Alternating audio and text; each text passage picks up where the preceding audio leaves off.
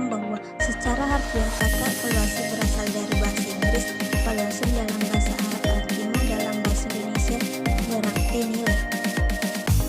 James and Rocky dalam siaran mereka ke 2010 berpendapat bahwa evaluation is contained outward and reviewed edition of one method, di mana perlu adanya renungan atas apa yang dicapai dalam perbandingannya dengan apa yang diharapkan. Selanjutnya, fungsi utama evaluasi dalam pembelajaran dapat dikelompokkan ke dalam 4 fungsi, yaitu yang pertama, fungsi formatif. Evaluasi dapat memberikan umpan balik bagi guru sebagai dasar untuk memperbaiki proses belajar mengajar dan mengadakan program remedial bagi siswa yang belum menguasai sepenuhnya materi yang dipelajari. Kedua, yaitu fungsi sumatif. Evaluasi dapat mengetahui tingkat penguasaan siswa terhadap materi pelajaran, menentukan angka nilai sebagai bahan keputusan kenaikan kelas dan laporan perkembangan belajar siswa, serta dapat meningkatkan motivasi belajar. Yang ketiga, fungsi diagnostik. Evaluasi dapat mengetahui latar belakang siswa atau psikologis siswa dalam kesulitan belajar.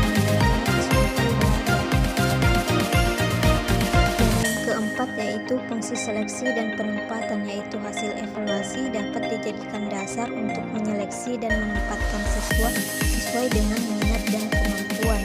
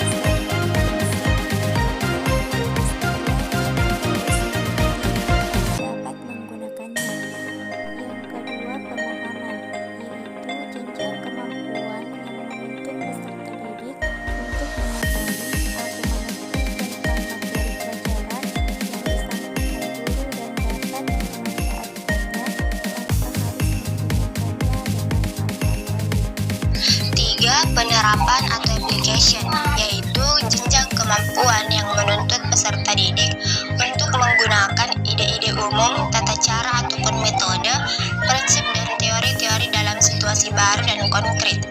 Kata kerja operasional yang dapat digunakan diantaranya mengubah, menghitung, mendemonstrasikan, mengungkapkan, mengerjakan dengan teliti, menjalankan, memanipulasikan, menghubungkan, menunjukkan, memecahkan, dan menggunakan.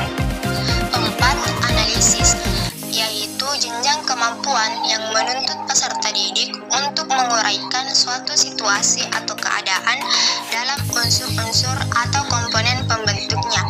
Kemampuan analisis dikelompokkan menjadi 3, yaitu analisis unsur, analisis hubungan, dan analisis prinsip-prinsip yang terorganisasi. Kata kerja operasional yang dapat digunakan diantaranya mengurai, membuat diagram, memisahkan, menggambarkan, kesimpulan, membuat garis besar, menghubungkan, dan merinci. 5. Sintesis, yaitu jenjang kemampuan yang menuntut peserta didik untuk menghasilkan sesuatu yang baru dengan menggabungkan berbagai faktor. Hasil yang diperoleh dapat berupa tulisan, rencana, atau mekanisme. Kata kerja operasional yang dapat digunakan diantaranya menggolongkan, menggabungkan, memodifikasi, menghimpun, menciptakan, merencanakan, merekonstruksikan, menyusun, membangkitkan. merevisi, menyimpulkan, dan menceritakan. 6.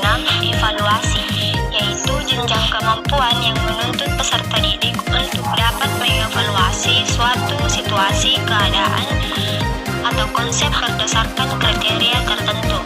Hal penting dalam evaluasi ini adalah menciptakan kondisi sedemikian rupa sehingga peserta didik mampu mengembangkan kriteria untuk mengevaluasi sesuatu. 7. Kemauan menerima, yaitu jenjang kemauan yang menuntut peserta didik untuk peka terhadap eksistensi fenomena atau rangsangan tertentu.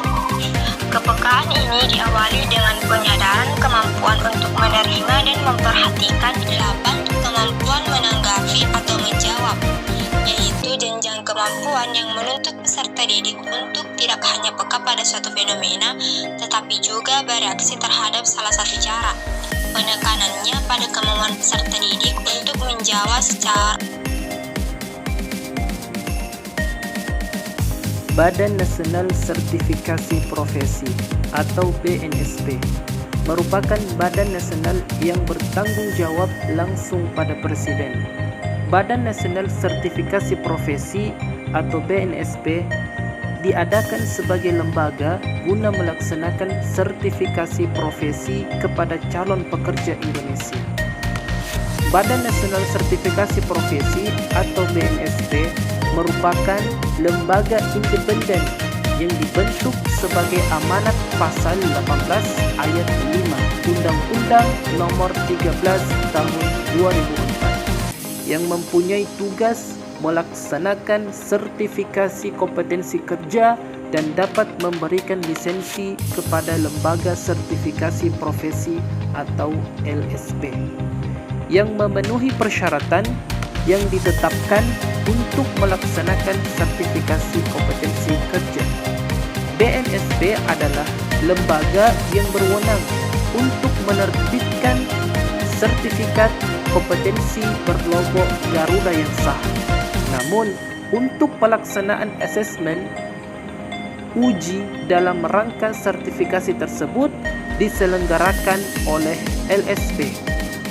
Secara sederhana, dapat disimpulkan bahwa warga negara Indonesia yang ingin mendapat pengakuan kompetensinya berupa sertifikat kompetensi dari BNSP tidak dapat datang langsung untuk uji di BNSP, melainkan melalui LSP.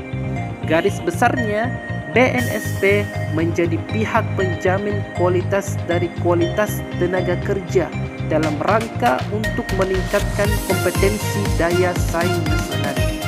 BNSP dibangun atas panduan Peraturan Nomor 23 Tahun 2004 dengan acuan pada Undang-Undang Nomor 13 Tahun 2003 tentang ketenagakerjaan.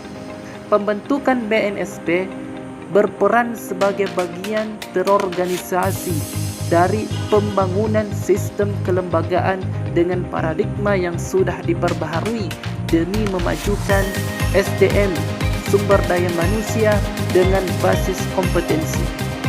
Dalam pengembangan kompetensi tersebut terdapat 3 pilar utama yang wajib didapat. 3 pilar tersebut adalah kenaikan standar kompetensi nasional, pengembangan pendidikan serta pelatihan dengan basis kompetensi, serta peningkatan sistem kelembagaan sertifikasi kompetensi yang bisa berdiri sendiri.